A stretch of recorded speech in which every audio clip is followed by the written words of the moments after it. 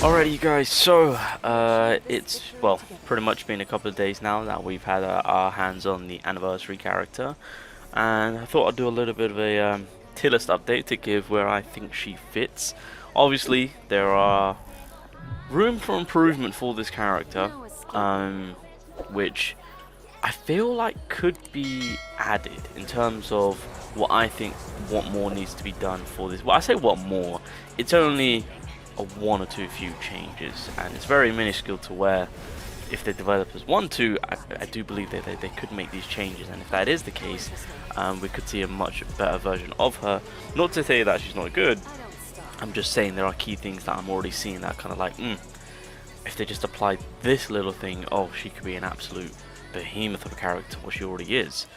Now, obviously right now, with the current element water is kind of meta right now, and obviously in terms of DPS, this Cheyenne is coming in hot.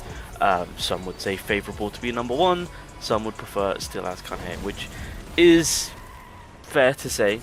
I would say that if these two changes do come about, or these additions I would say, then it'll be an easy clean sweep. But for right now, even with the whole AI mess up with A3 situation, that's a thing.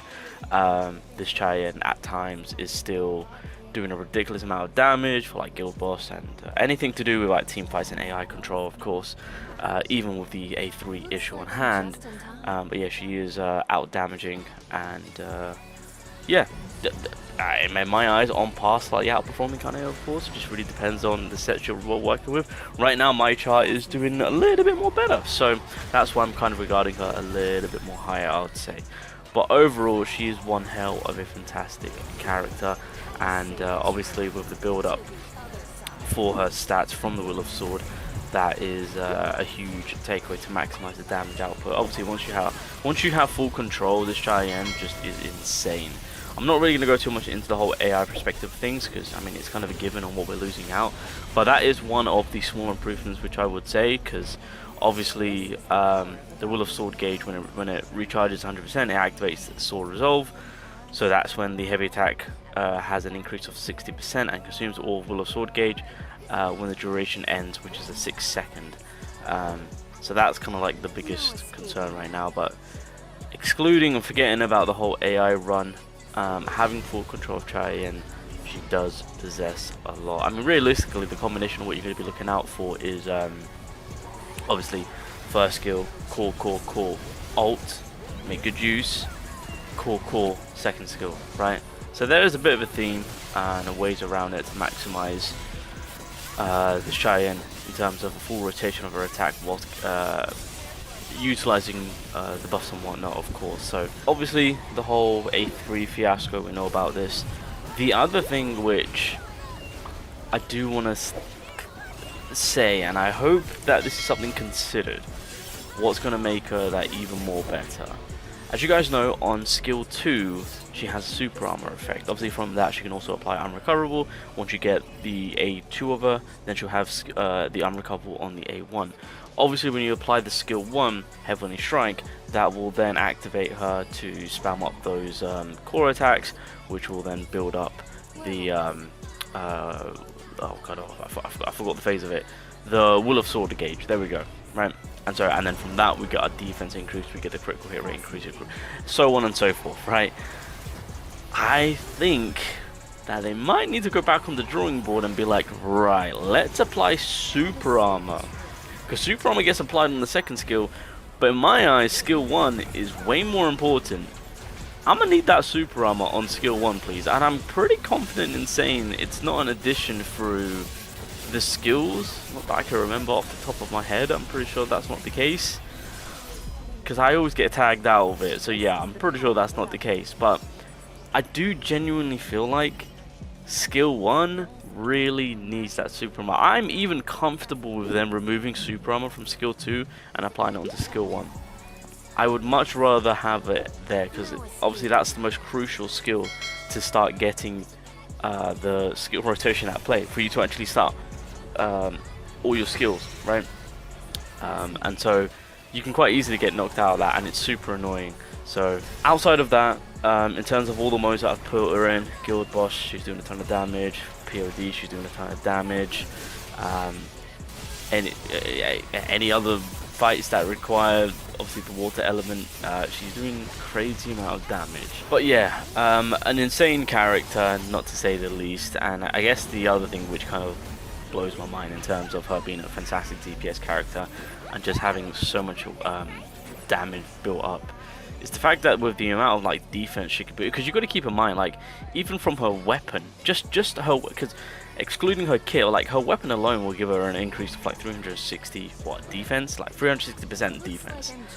So she's there's a lot going on with this character on the additional damage that she can build herself, excluding what we provide for her, of course, to where obviously her output in terms of the damage is just going to be insane. Imagine if they said, you know what, let's not do defense scaling. Let's do attack scaling. Christ on a bike. You could only imagine. So it makes sense on why there's all these defense, so not defense, critical resistance and whatnot. But although she does buff up herself, we'll be eager to see on how she'll go against the newest workshop greenlight on the hard difficulty. I think she's going to steamroll it. I mean, she already is steamrolling through practically everything in terms of what the content is right now. That's what I've been experiencing. She has been steamrolling everything. So yeah, I guess you guys got an idea where I'm going with this. Okay, so I think this is where I last left off the tier list, and I'm gonna make some slight adjustments, and that is I am going to put Shimizu Akari down here. Honestly, they might need to go back on the drawing board with light support, because Min is still the man of the hour. Okay, so we got to do some slight changes, because I do want to set you guys down. I'm going to put you down here. Char, if you're wondering where I'm putting her, she's SS. Even with the things that I've mentioned, she's definitely SS worthy. This doesn't exclude Elisa in any way to be like, oh, Elisa's out of the equation. Not to say that obviously Char is number one in terms of which one you want to utilize the most. I mean, she outbeats Elisa by a freaking mile, but Elisa can still hold her own. You got to keep in mind, you know, the core meta still stands, so that's something that if you want to furthermore cater to, it's still doable and usable. Yeah, it's just there's more to be gained through Char, especially with the team support pushing more so for her. So that's kind of where I stand. So yeah, how do we do this? How do we do this? How do we do this? You are an absolute banger of a character. Goto Ruji is also a banger of a unit. Actually, you know what? No, we'll do that. Yeah. I think for the most part, I think those are the only changes that I really wanted to make. Because I've been, again, light typing has not been getting the respect that it deserves. Unfortunately, it's crazy on how where light was once to how it's kind of fallen behind now. And FYI, if you're thinking that, oh, light is soon to get a touch up, it's gonna be a hot minute, because the next touch up we're getting is for the wind element, and then the one after that it should be the dark typing. I think the collaboration could save light, but damn, light is definitely in a very dark hole, pun intended. But I think for the most part, ladies and gentlemen, I think that's kind of like the changes on what I would make just briefly right now on where I stand with these characters from what is happening with the game itself, characters, teams, elements and whatnot. But Jar definitely is SS plus worthy. I know that some people have been saying otherwise because of the whole AI play, but even with the whole mess up with the AI play and the A3 situation going on, she still cooks. I don't know what more to say.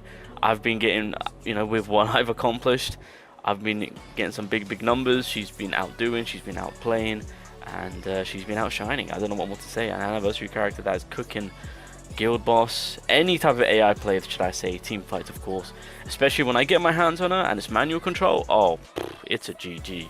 It's a GG at that point. And put it there. There we go. So yeah, that's again from my experience, what I've been doing, what I've been playing, and I think for right now, this is kind of where I'm gonna leave the. Yeah, I think this is kind of actually. Nah, Beast is still decent. He stays at SS. Yeah, okay, I'll leave it there. I think I'm comfortable leaving the tier list with where it's at. So yeah, anniversary worthy, definitely. Just slight little tuning, and she can be something even better, which I do believe that needs to be the case because it's an anniversary character. That's just a personal preference of mine.